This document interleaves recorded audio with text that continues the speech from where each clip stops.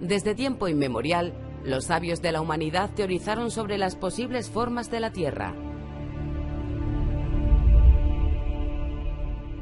Plana y circular, donde superado el horizonte te despeñaba sin remedio, o redonda y situada en el centro del universo.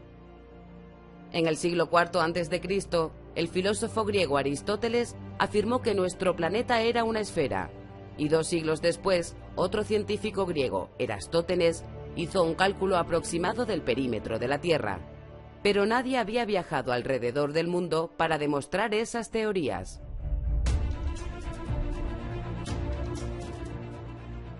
Se creía que más allá de las Islas Canarias, un inmenso océano, un Atlántico plagado de peligros, separaba a Europa de Asia de manera insalvable.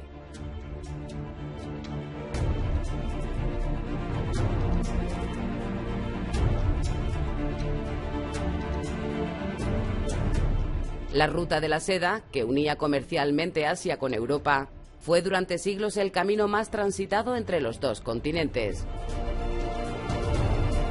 Sin embargo, la presión del Imperio Otomano sobre el este de Europa hizo de aquel trayecto un peligroso viaje, liquidando así un próspero negocio para los mercaderes europeos.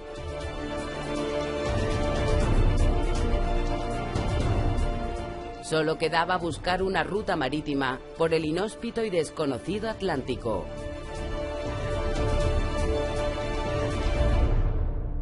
Navegando hacia las Indias.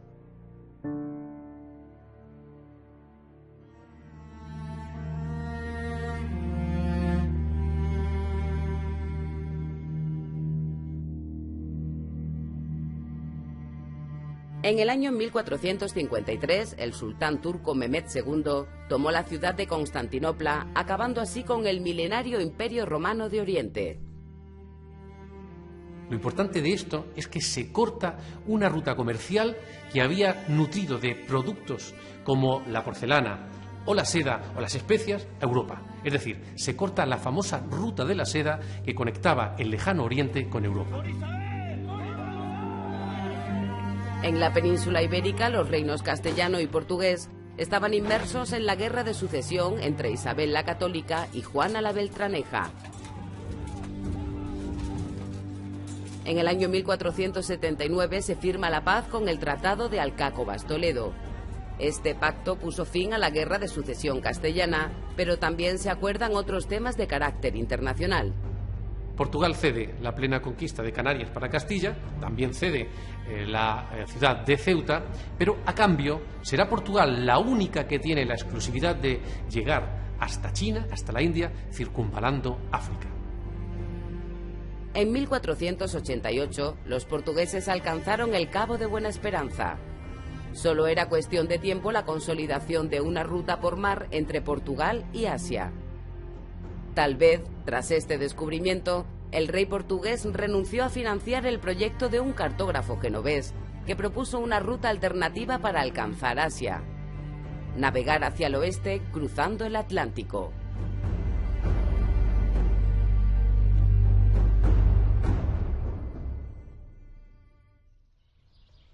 En el mes de abril de 1486, Cristóbal Colón pasó varios días en el monasterio de Guadalupe, lugar al que volvería en 3 ocasiones más.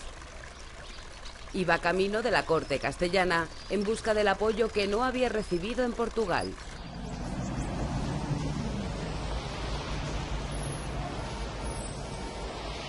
Colón consiguió que la reina Isabel la Católica se interesara por su proyecto. El año de 1492 será un punto de inflexión en el devenir de los acontecimientos, y la historiografía actual lo considera el fin de la Edad Media y el comienzo de la Edad Moderna. Se produce la unificación religioso-cultural con la expulsión de los judíos. También se produce la publicación de la primera gramática castellana de Elio Antonio de Nebrija. Y también en 1492, el 2 de enero, se produce la conquista del último reino musulmán de la península, con la conquista de Granada. Los reyes católicos, libres de la empresa militar de reconquista y dispuestos a competir con la ruta que Portugal estaba explorando por el sur de África, aceptaron financiar la aventura oceánica de Cristóbal Colón. La noticia de tan fantástica aventura llegó pronto a tierras extremeñas. Sabemos que en la expedición descubridora iban al menos 9 extremeños, algunos de Badajoz, de Talavera de la Real, había un tal Juan de Talavera, 10 extremeños más fueron en la segunda, 6 fueron en la tercera y también un número similar en la cuarta, o sea que los extremeños estuvieron implicados en todo lo que era el descubrimiento de América desde el mismo momento de la llegada al continente americano por Cristóbal Colón.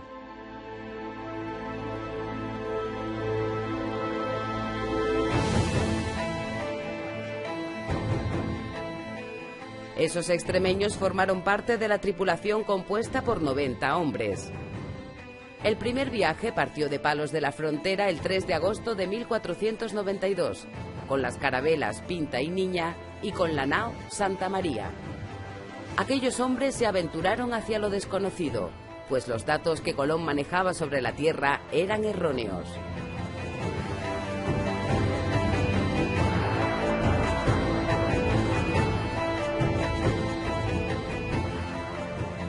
Cálculos de Colón pues fueran algo así como 10.000 kilómetros menos de los que realmente tiene la Tierra. Por eso cuando llegó a América fue, podemos decir, el mayor tropezón que se ha dado en la historia. Se encontró un continente con el que no se contaba.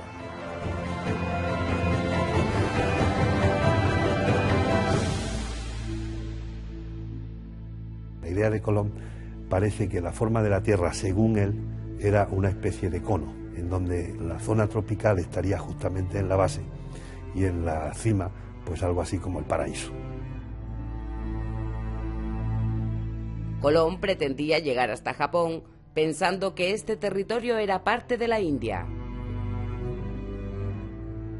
Estando la tripulación al borde del amotinamiento, el 12 de octubre de 1492, desembarcaron en una pequeña isla a la que llamaron San Salvador. Durante un tiempo recorrieron las costas de Cuba, de Haití y de la República Dominicana. A esta isla la bautizaron como la Española. La idea de Colón es llegar a la India. De ahí que los nativos de América le llamemos comúnmente indios, porque en un principio se pensaba que se había llegado a la India. El primer encuentro entre las dos civilizaciones fue amistoso y de colaboración mutua. Lo que vamos a encontrar es un territorio donde se encuentra a nivel de cacicazgo, no existen estados como tales, que está, podemos decir, en una situación casi de la edad de piedra aproximadamente cuando llegan los españoles.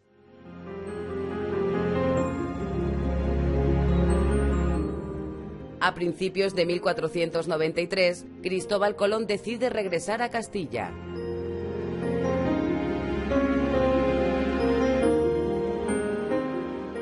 Durante la travesía, el barco de Colón sufrió los embates de una peligrosa tempestad.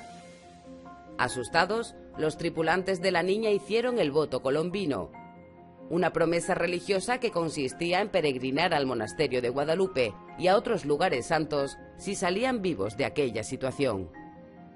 La Virgen de Guadalupe está presente en lo americano desde el propio Colón, ¿no?, que siente una gran devoción por la Virgen de Guadalupe y que a su regreso del primer viaje pasa incluso por el monasterio de Guadalupe, probablemente porque ya era una Virgen muy devota en toda la península ibérica y probablemente también porque en esos viajes descubridores y en esa conquista de América había mucha presencia de extremeños que sentían esa devoción ya por esta vocación.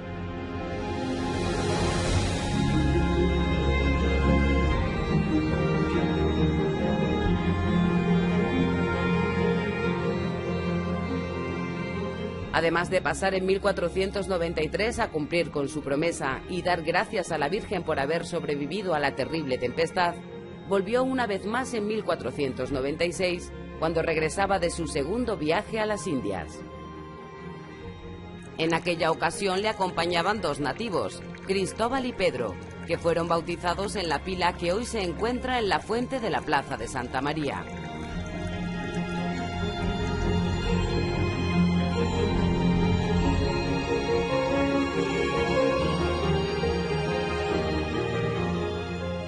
Cuando los portugueses advierten que Colón ha llegado a unas tierras desconocidas, invocan el Tratado de Alcácobas Toledo, que les daba prioridad en la exploración al sur de la línea imaginaria con la que ambos reinos dividieron el Atlántico.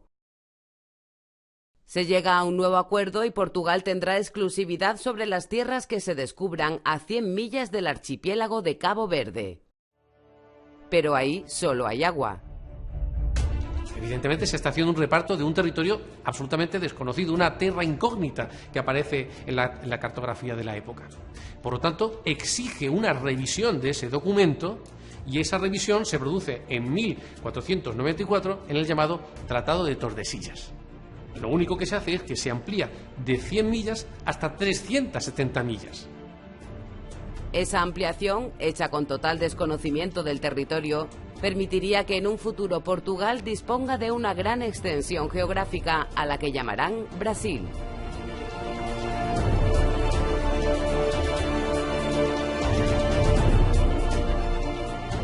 Colón realiza un tercer viaje. Sin embargo, los objetivos de hallar grandes riquezas o establecer una ruta comercial entre Asia y España se van desvaneciendo. El gobierno en la isla de la Española es un caos y los colonos acusan a Colón de mal gobierno. Colón fue detenido y llevado hasta la corte para que diera explicaciones sobre la situación en la Española.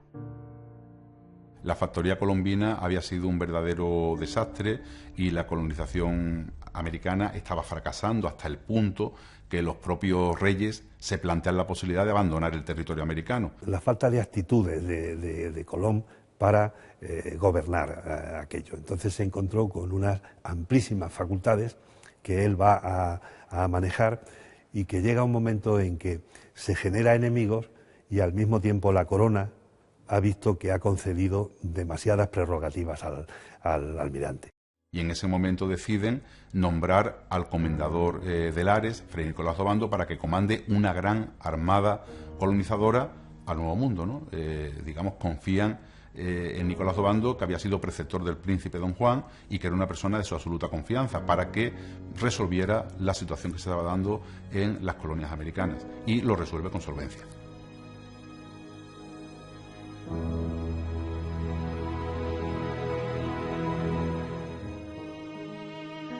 Nicolás de Obando era hijo del capitán Diego de Cáceres Fernández y Obando. A pesar de residir la familia en Cáceres, Nicolás de Obando va a nacer en Brozas, el pueblo de su madre, en el año 1451.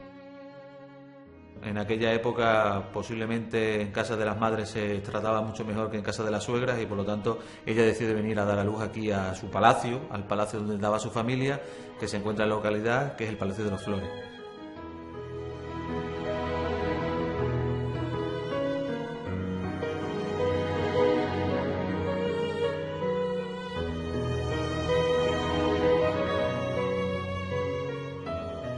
En la iglesia de Santa María la Mayor se conserva la pila donde fue bautizado Nicolás de Obando. Pero quizás lo más significativo es comprobar cómo el linaje Flores, la familia materna, ocupa un lugar destacado en la historia de Brozas. Una influencia que debió de ayudar a que su madre fuera nombrada camarera mayor de la reina Isabel. La fidelidad que muestra la familia Obando a los reyes y a la corona le va a convertir en el linaje fundamental de Cáceres y de gran parte de Extremadura desde finales del siglo XV y posiblemente durante todo el siglo XVI, lo que se demuestra en la cantidad de edificios notables, palacios, conventos, ermitas, iglesias, en los que interviene la familia Obando con posesiones de grandes territorios.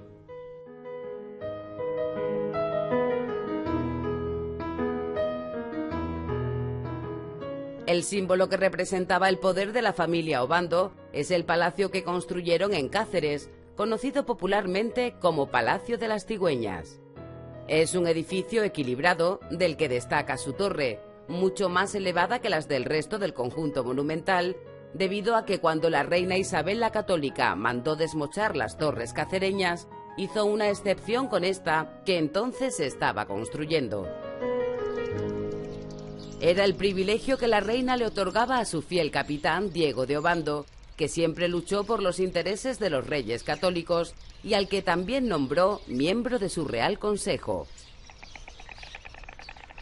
Esta estrecha relación con la corona facilita que Nicolás de Obando inicie desde muy joven una meteórica carrera política. Le va a dar un privilegio fundamental, que es a nombrar a su hijo Nicolás, en primer lugar, ayo del príncipe Juan, es decir, nombra una serie de consejeros, de preceptores, para que el heredero de la corona tenga una formación muy especial, y uno de esos preceptores va a ser Nicolás de Obando, como uno de sus gentilhombres dentro de lo que es la corte.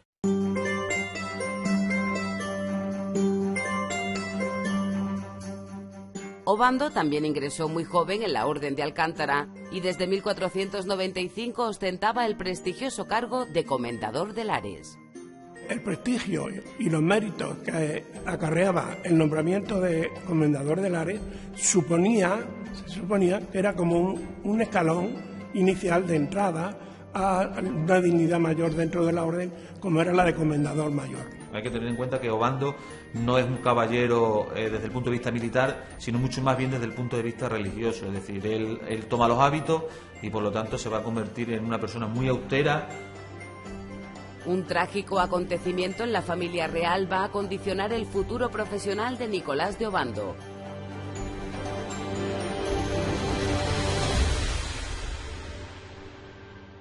Cuando Isabel la Católica viene de las bodas de su hija, bodas regias, en este caso de Valencia de Alcántara, se hospeda en el convento de San Antonio de Padua y aquí es donde recibe la fatídica noticia de la muerte de su hijo, el príncipe de Asturias, don Juan, el día 12 de octubre del año 1497.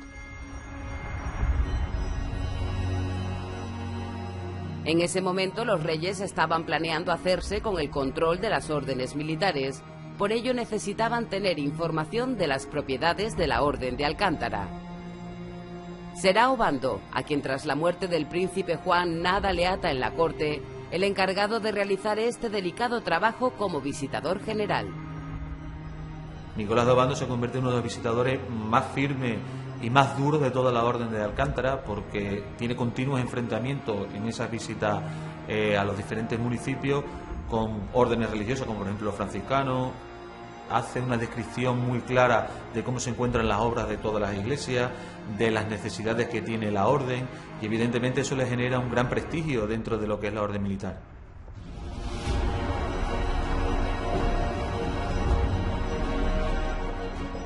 Los monarcas lo consideran hombre de confianza, un líder que sabrá gestionar el desorden que reina en la Española. En 1501, Nicolás de Obando es nombrado gobernador de las Indias y se le encarga la organización de una gran flota, compuesta por 32 navíos, 5 naos y 27 carabelas. Nunca hasta entonces se había concebido una armada de tales dimensiones con destino a las Indias.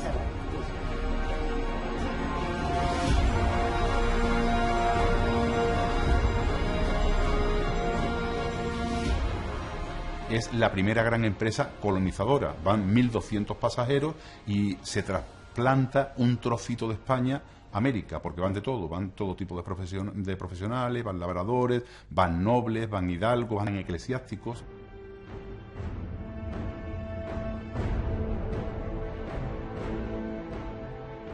La corona cambió su estrategia y abrió la puerta a la financiación privada de expediciones. O sea que la gente, digamos, se paga su pasaje y intervienen armadores y maestres de naos, pues totalmente privados, que venden sus fletes y venden sus billetes a los pasajeros. La flota de Nicolás de Obando llegó a la Española el 15 de abril de 1502. Se cree que alrededor del 13% del pasaje eran extremeños, sobre todo de la Encomienda Mayor de Brozas. Con Nicolás de Obando llegaron muchos extremeños, la mayor parte procedentes de Brozas y las Garrobillas y de algunos otros núcleos de la provincia de Cáceres. El caso que todos estos extremeños se les termina denominando, sean o no de Garrobillas, los Garrobillas, ¿no? O sea que de alguna forma está configurada ya esa identidad extremeña dentro de la colonia, porque los extremeños eran diferenciados del resto de los colonos, ¿no?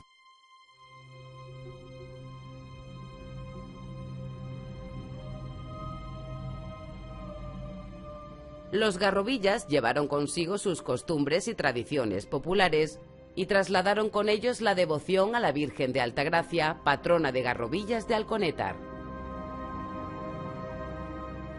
En la actualidad da nombre a una de las provincias de la República Dominicana y el 21 de enero es fiesta nacional en honor a la Virgen de Altagracia.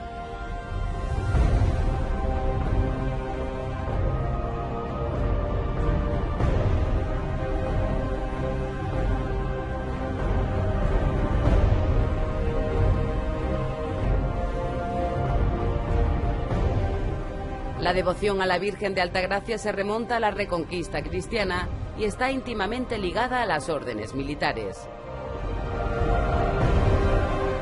Algunos investigadores sospechan que en el interior de la imagen que hoy preside el altar mayor se conserva la talla de la Virgen románica original del siglo XIII.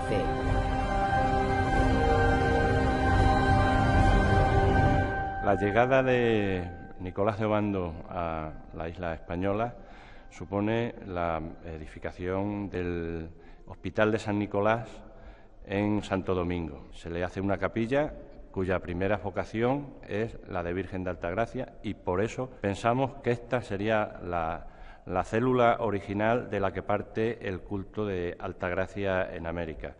A continuación, en 1506, los hermanos Trejo vienen a España y a su vuelta llevan el célebre cuadro de Higüey, posiblemente encargado ya porque la devoción estaba asentada ya en la isla y se construye lo que sería posiblemente el primer templo de la América española y la primera vocación sería Altagracia.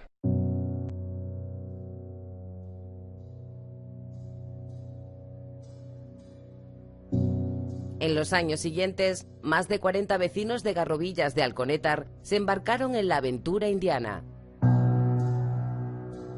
Hay un colectivo de personas que se denominan los Garrovillas, que son personas muy afines a Nicolás de Obando y que él les promociona y que se ayudan entre ellos.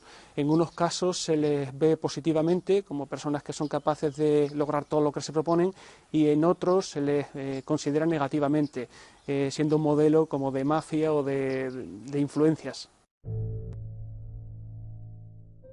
La fortaleza de Ozama fue la primera construcción que mandó levantar Nicolás de Obando en la Española. El nuevo gobernador hizo un trabajo excepcional para que aquella aventura colonial no fracasara. Fray Bartolomé de las Casas, que había llegado con la flota de Obando, describía así al extremeño en su Historia de las Indias. Era mediano de cuerpo y la barba muy rubia. Tenía grande autoridad, amigo de justicia. Este caballero era varón prudentísimo y digno de gobernar mucha gente, pero no indios, porque con su gobernación inestimables daños les hizo. El comendador extremeño dirigió campañas militares para doblegar a los indios que se habían rebelado contra los abusos de los españoles. Anacaona, líder de los nativos, cayó en una trampa organizada por Obando que ordenó su ejecución en el año 1503. El gobernador cambió su política hacia los nativos cuando supo de la voluntad de la reina. Isabel dejó en su testamento, documento que se custodió en el Real Monasterio de Guadalupe hasta el siglo XVII, la prohibición de esclavizar a los nativos. ¿Por qué se protege al indígena? Primero, porque es un súbdito de la corona castellana, pero además por un elemento importante, y es que se le otorga alma. Y al otorgársele alma es un ser humano susceptible de ser evangelizado. En 1505 deja de repartir indios y empieza a repartir indios en régimen de encomienda, porque él conocía perfectamente la institución porque era encomendero mayor de la Orden de Alcántara y él conocía perfectamente la encomienda aquí en Extremadura. Y entonces introduce la institución en América. En esa labor organizadora tuvieron gran protagonismo los frailes franciscanos del convento de San Antonio de Padua, con los que Nicolás de Obando mantuvo una relación epistolar.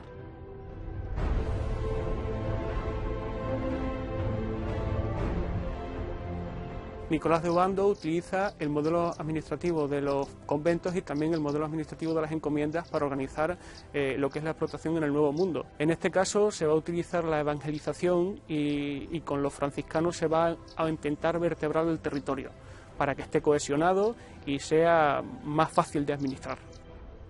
La misión evangelizadora de los frailes facilitó una relación más pacífica con los nativos y Obando cambió la política de repartimiento de indios entre los colonos españoles.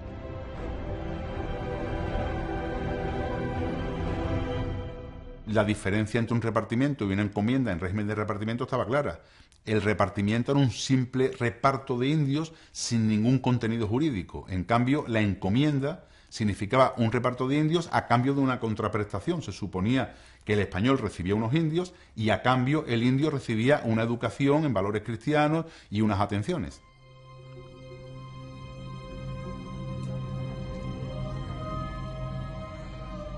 La gestión de Nicolás de Obando con el sistema de encomiendas, un método de colonización que se venía aplicando en Extremadura desde la Reconquista cristiana, empezó a dar sus frutos y la Española se convirtió en un próspero centro comercial al que iban llegando cientos de extremeños con el sueño de prosperar económicamente.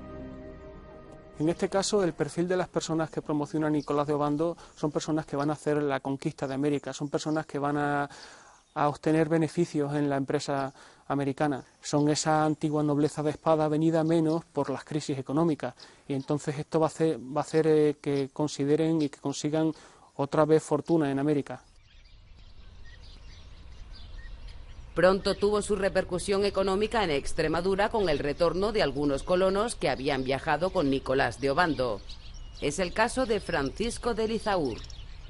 Como administrador de parte de algunos de los cargos que Obando reparte en la isla, Lizaur va a conseguir una fortuna bastante importante. Eso hace que cuando Francisco Lizaur regrese a Extremadura, regresa a Broza, contrae matrimonio con María Flores, una noble también bastante caudalada, y construye su palacio, que aún se conserva en la calle precisamente llamada Francisco Lizaur, aunque la gente de Broza la conoce con el nombre de la calle Sancho, buscando un sitio para poder medrar y para poder mostrar toda su fortuna.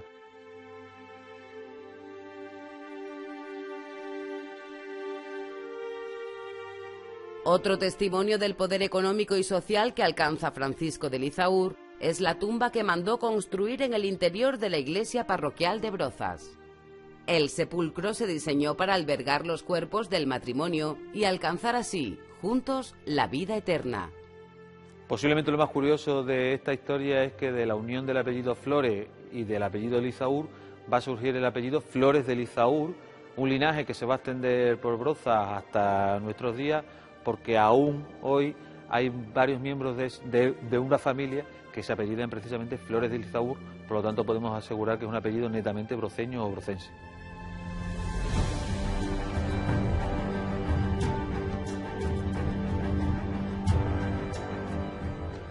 En el año 1509, Nicolás de Obando regresa a España, consciente de que su vida se acaba. Aunque su intención es volver a ocupar sus cargos en la Orden de Alcántara, ha de permanecer en Sevilla por encargo del rey Fernando. Allí escribe su testamento con la voluntad de ser enterrado en el conventual de San Benito, que se estaba construyendo para ser la gran obra que simbolizara el poder de la Orden alcantarina.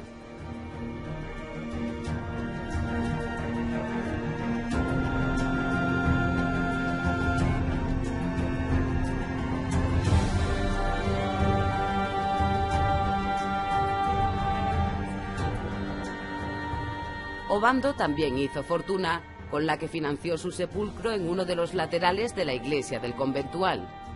Cuando le alcanza la muerte, el 29 de mayo de 1511, las obras del sepulcro y las del conventual no han concluido, así que se decide que su cuerpo descanse temporalmente en la iglesia de Santa María de Almocóvar, que en aquel momento era el centro religioso de la Orden de Alcántara.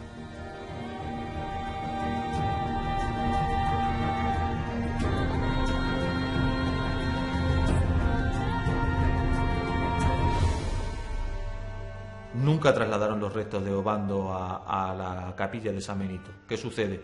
Que en el siglo XX, a mediados del siglo XX, el conde de Canillero hace una visita a Santa María de Almocóvar buscando los restos de Obando, encuentra una tumba en la que supuestamente están esos restos y los señala. Y a finales de los años 80, a principios de los años 90, se hace un traslado oficial de esos restos desde Santa María de Almocóvar hasta la iglesia del convento de San Benito. Allí colocan una lápida que hoy puede observarse y en el que supuestamente se conservan los restos de Nicolás de Obando, pero evidentemente sin ningún tipo de tesis científica que lo pueda corroborar.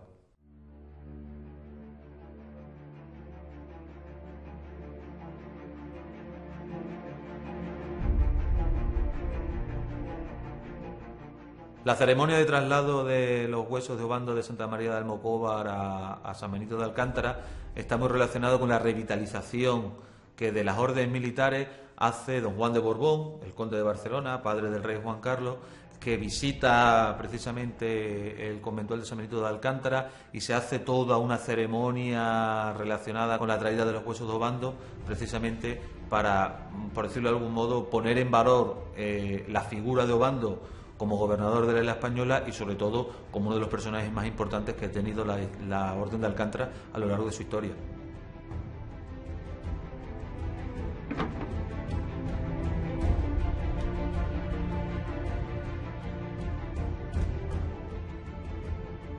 El periodo colonizador dirigido por Nicolás de Obando en la actual República Dominicana supuso un antes y un después en la consolidación de la presencia española al otro lado del océano. Atrás quedaba la fracasada factoría iniciada por Colón, comenzando con Obando una nueva etapa que sentaba las bases para la futura conquista del inmenso continente que estaba por descubrir.